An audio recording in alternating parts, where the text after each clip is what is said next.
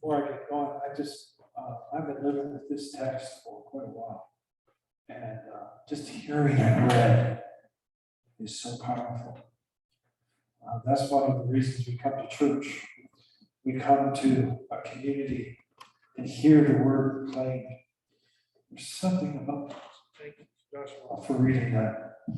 So I'm not sure why we're having sound difficulties. How are we doing? Okay.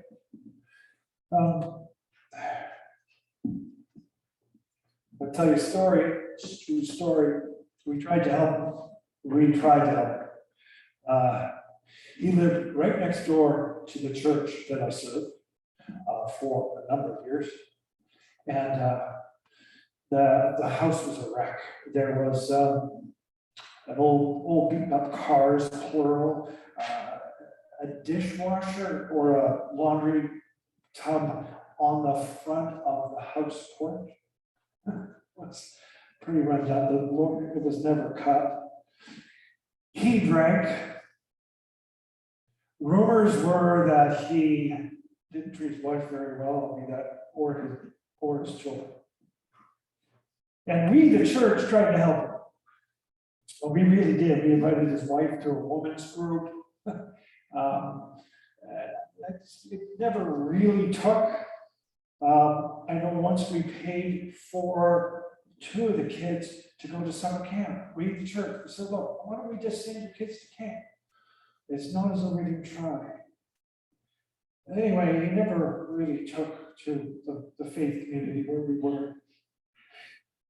And I don't know, it was about a year or 2 later, I just noticed that the yard was cut. And then all of a sudden, the yard started to look better, and that laundry thing on the front porch disappeared.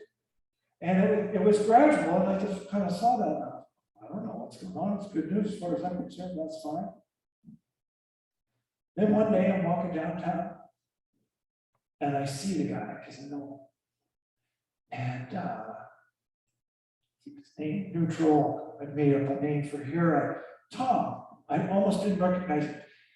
He wasn't wearing a tie, but he certainly was dressed up in a way that I had never seen him before. Tom, what's going on? And he says to me, flat out, I've been saved.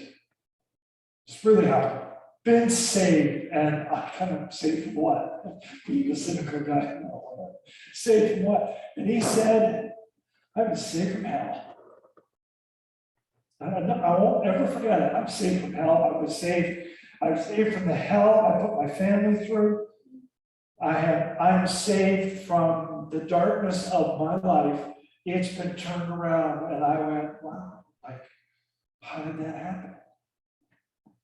And he said, well, I ended up going to a little church just down the way. And they preached to me, and they saved my life. I heard about Jesus, and I turned my life over to Jesus. I'm like, wow, okay.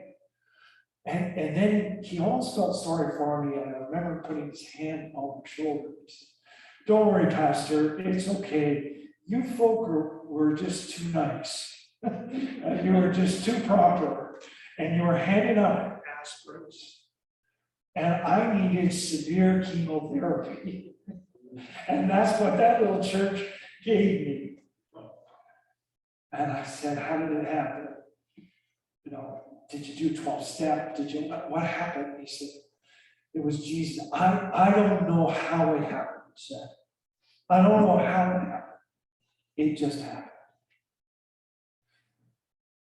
I just have to live with the story. That's his testimony. You can't take that story away from him. But it really happened. I got a feeling, I think that the guy in John 9 that we heard from today in this text is like the blind man, in our story. The guy I encountered in my time. I don't know what happened, all I know is. And that's why I called the sermon, All I Know Is, ... There's a lot I don't understand, but all I know is that I encountered this person named Jesus and everything turned around. And I can't make it all make sense. I was blind, but now I see. Don't ask me to explain it. Don't ask me to get into some sophisticated theological discussion about it. It just happened. What I want to put to you today, folks, is I think that there are two kinds, if not more, two kinds of blindness. And there is, of course, that physical blindness, like the man born blind, living in a world of darkness, never seen a sunrise, never seen a sunset, never seen a child's face. And although there are many with this disability who lead productive and rewarding lives, it is tragic. Imagine being born blind. But there's another kind of blindness, which is moral, spiritual blindness. Like the people, the religious leaders that Jesus is confronting, blind and unable to simply rejoice and to celebrate in the work of God among them, blind to the light of the world. And I'm telling you, that's tragic as well. What I want to do is talk about that spiritual blindness more than that physical healing. And I could touch on that, but I want to say that there are there's a scale. This isn't here. It's just there's a scale of blindness. You know, maybe we're nearsighted and we don't see. And what I want to do is point to that. I mean, there's people who are so on the outside of the faith, and I consider them blind, and they don't get stuff. But there's this spectrum, and I want to see if you can find yourself on the spectrum somewhere. It's like the undergraduate who was complaining about the state of the college, the Department of Religious Studies, as they called it. She said there were 4 professors in particular. They taught from Hindu beliefs, some classes, it's a schoolroom, to Christian faith and Christian history. And I always remember the statement. She said they know a great deal about a great many things in religion, but none of them in the department are practitioners of any particular faith. I find that strange. They know everything about God except God. That's actually, I got a whole sermon I'm going to walk down here and talk. Sorry, I won't move too much. Sorry, but I get worried about everybody talking about public education. Okay, and we teach religion in the schools. Look, having a teacher stand in your classroom and tell you about the Christian faith isn't religious education. It isn't. You've turned it into an intellectual piece. We used to send our children to a Christian school, Christian Reform school.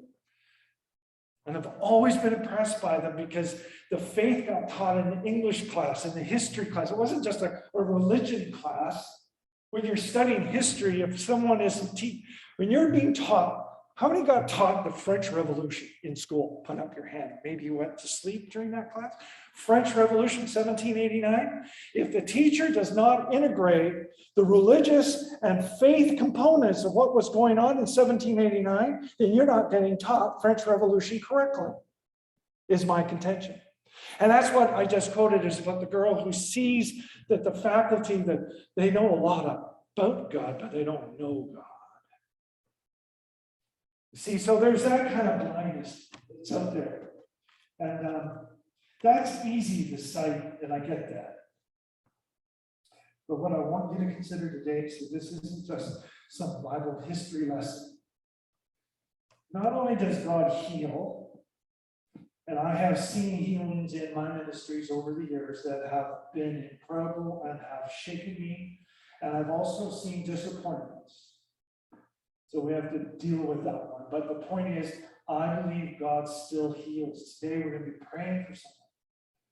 We'll be praying for those with cancer. God works his miracles, folks. It's part of my faith. That's part of what we teach. It's what we preach, and that's what we experience. And I don't want you to give up on that. But there is a spiritual blindness that I really want to tackle today. Have you ever bumped into the person who isn't the atheist? Maybe they're Christian, who is so theologically correct, and in the next breath, they're spiritually dead. That's a hard place to go. That we can have all the right categories and still miss it. That's dangerous. So I think Jesus isn't letting anybody off the hook today in this John 9 text. And I want you to know that I'm preaching every bit as much to myself as to anyone in this room, or in Zoom land, as I like to call it. It's where I live. Here in John 9 are the blind man, blind from birth, utterly without sight. It's tragic, but here it is. But I want you to remember and notice, without us opening up the Bible and walking through it, I just hope you heard the fullness of the story, is how quickly it turns into a theological debate. That should make your heart weep. And I love my theological debates and categories, but that's the danger of it. Something bad happens. We do it all the time. Something happens to us and we instinctively go to theology. You might not think of yourself as a theologian, but as soon as you say, God, why me? You're actually asking a theological question. It might be very personal. It's important here. I don't know if you caught this early in the text in John 9, 1, 2, 3 in there. Even the disciples ask Jesus a theological question at the exact wrong time. I think that they're missing it. They've moved to their heads. Now, I love using my head, but we have to talk about that. I'll get to that in a moment. They ask the question, who sinned for this man to be born blind? So they got a whole bunch of theology in their head, probably pulled from the Old Testament, extrapolated from Exodus someplace, some buried text that says, the parents sinned, therefore the child will be blind. Something along that line. And so they're asking the question. And Jesus is saying, wrong. Wrong question. Nobody sinned. Stop doing the blame game. Stop looking for answers. They're rejoicing in the glory of God. Just for goodness sakes, rejoice in what God has done. Instead of moving to all these categories. So then Jesus performs his miracle, spitting on the ground, makes a mud pad, puts it in the blind man's eyes, and sends him to the wash in the pool of Siloam. Jesus proclaims this man is not a sinner.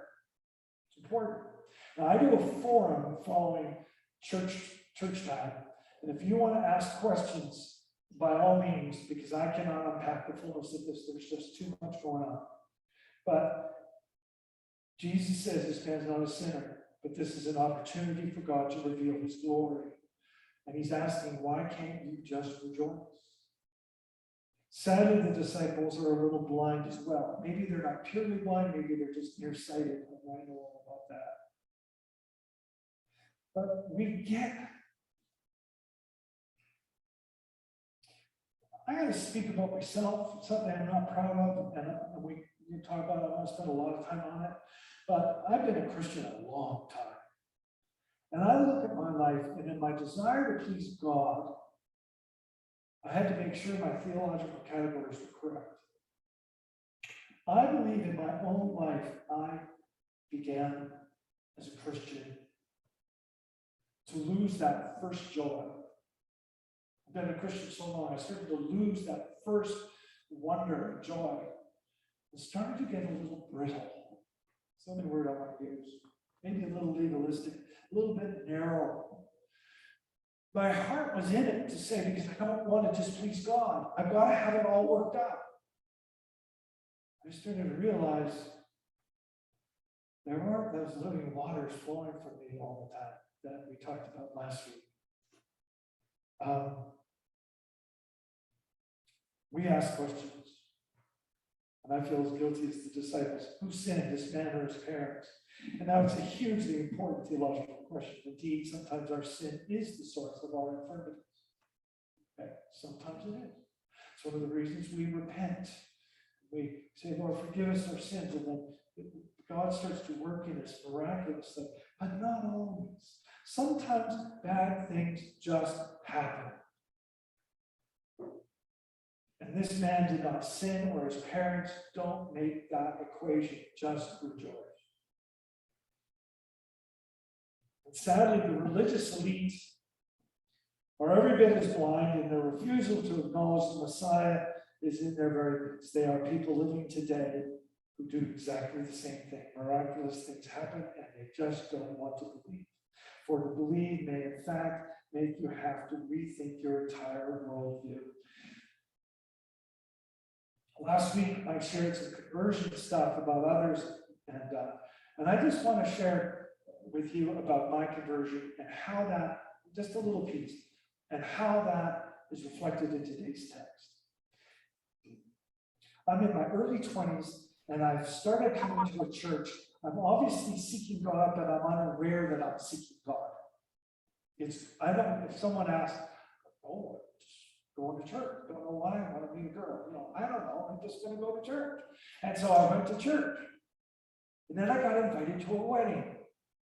One of the younger couples knew of me, and they said, we're having a church service. They did the wedding on a Saturday night at the church, and there were candles everywhere. It was gorgeous, and they stood before the minister, and they made their vows, and there I was, sitting way far back.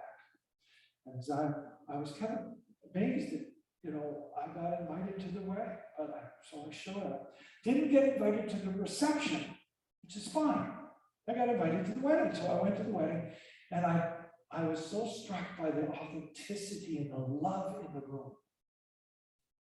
And I was an academic, and I had never seen people, I just could smell love in the air. That's the only way I can describe it.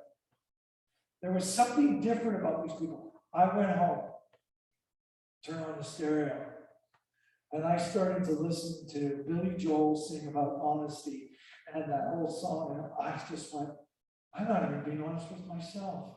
So I made a contract with God. I made a 3-month contract with God. Isn't that presumptuous? 6 months, sorry. 6 months contract. I said, God, I don't understand how this happens. You do virgin births, you part waters, you do all sorts of things. You should be able to change my life. So I'll give you my life for 6 months and 6 months only. Sorry, God, but that's just take me as I am. I just didn't want to make a fool of myself. And I decided then that I would go to church every week, I would read my Bible, I joined a small group, and I gave it 6 months. Within 3 months, my life was so transformed, I tore up the contract and never turned back. Okay. But here's the point. I remember going home and talking to my parents. I got religion, right? And they went, tell me about this. I don't understand it. They said, well, why did you believe it? And I said, the sky is bluer and the grass is greener, and I don't know why, but I'm starting to view things differently as never before. There was this, wow. And I couldn't explain it. All I know is, and everyone just shook their heads. Conversion also forcing me to rethink a lot of stuff. You know why a lot of people don't want to convert? A lot of why people don't want to turn to Jesus as the Messiah? Why a lot of those religious scribes in today's story in John 9 were just going head to head with Jesus, that they did not want to deal with Jesus? Is because if you turn to Christ,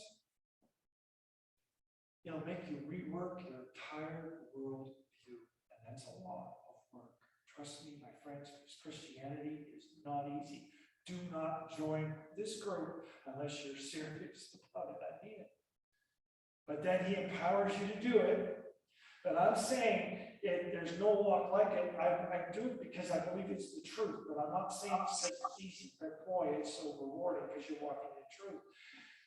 I had to go rethink everything I thought I knew in light of the gospel, and there was a lot of thinking had to change.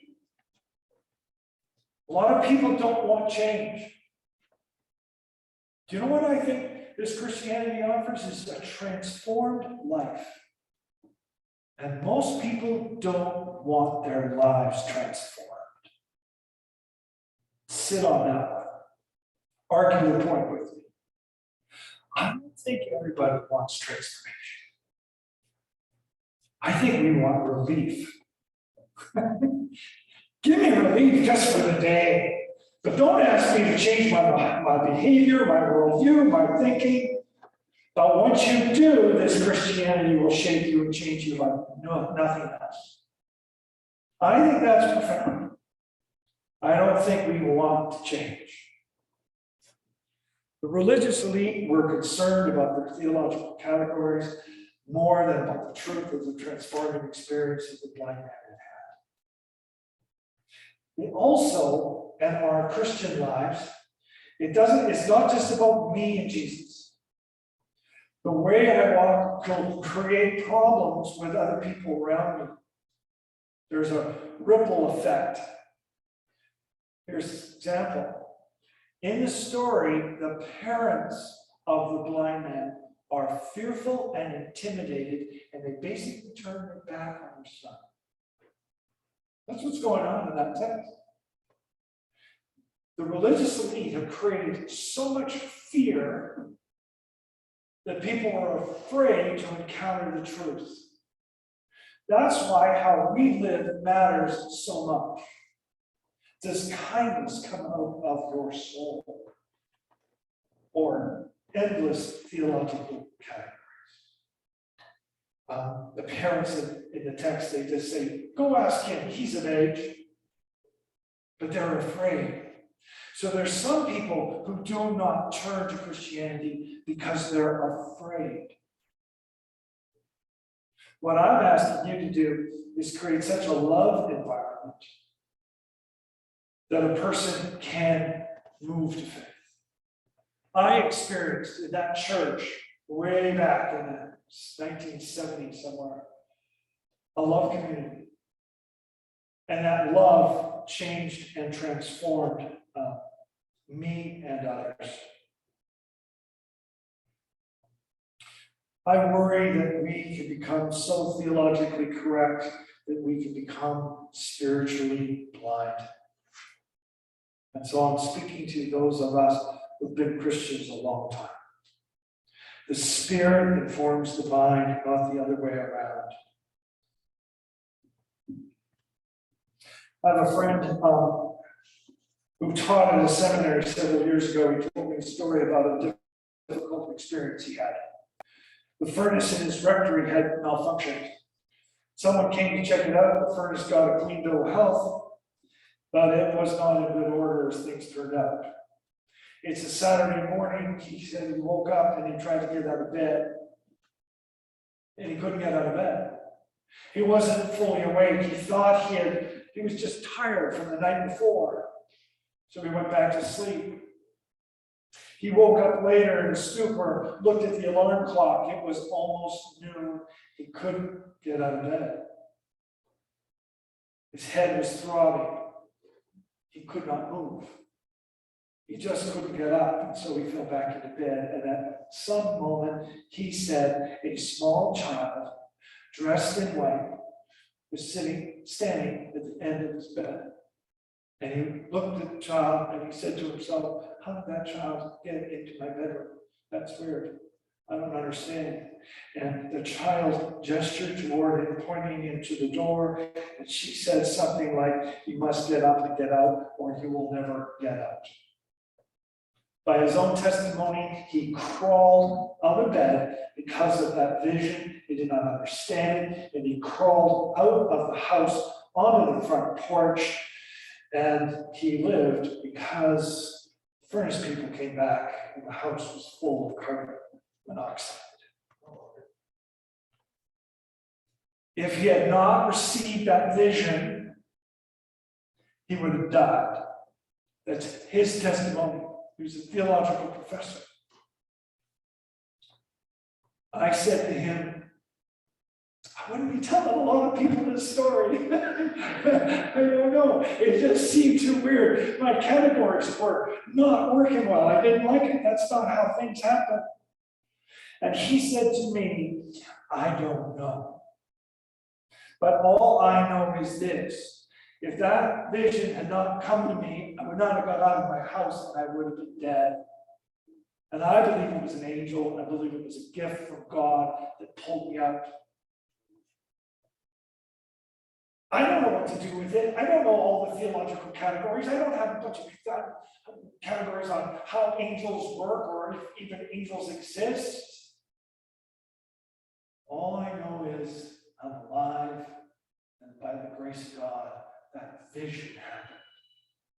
That's what I'm encouraging us to understand. It's not an intellectual piece. As important as good theology is, as important as our traditions are, God is about touching our lives, healing us, and making us whole. But so often we find our experiences are just too out of the ordinary. They defy human logic. As rational beings, when something dramatic happens, we rush to fit it into our head categories. Let me put this to you. It comes from a text I'll read to you today.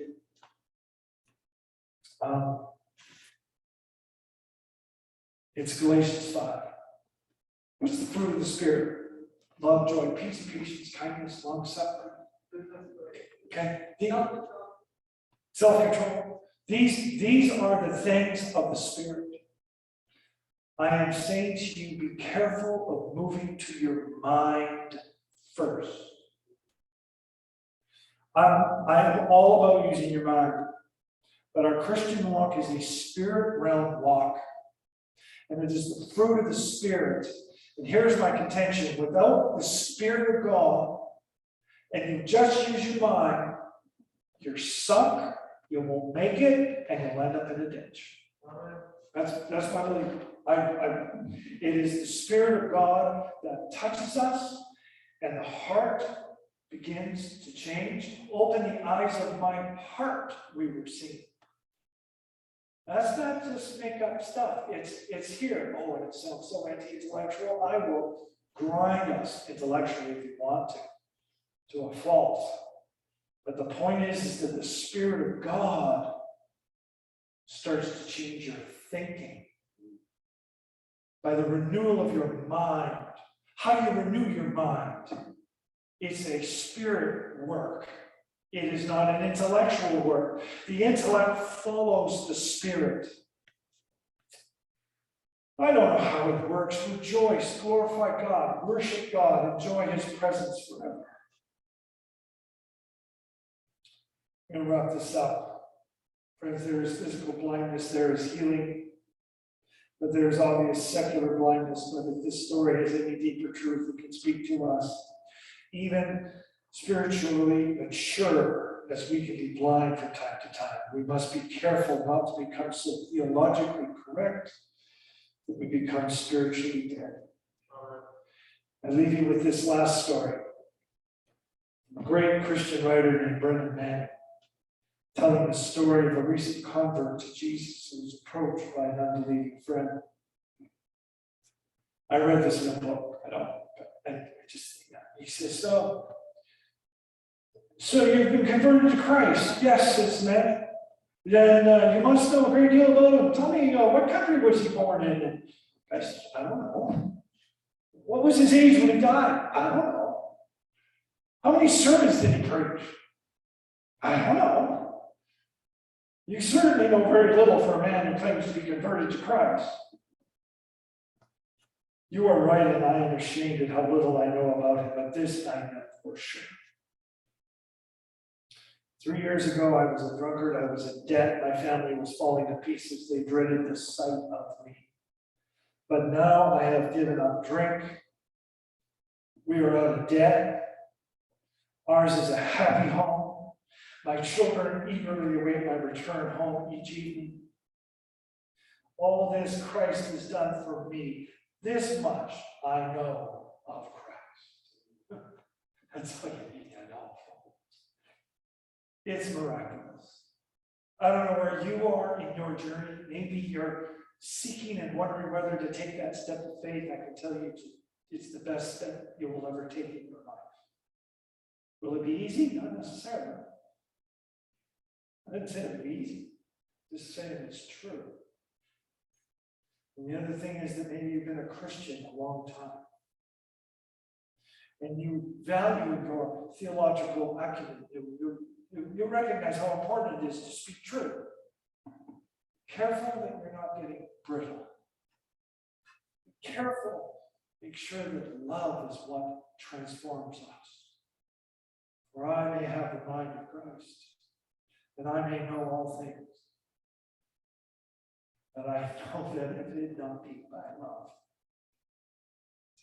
it's simple. It's just making noises. Are we people of love? I pray, God, friends, that He open the eyes of your heart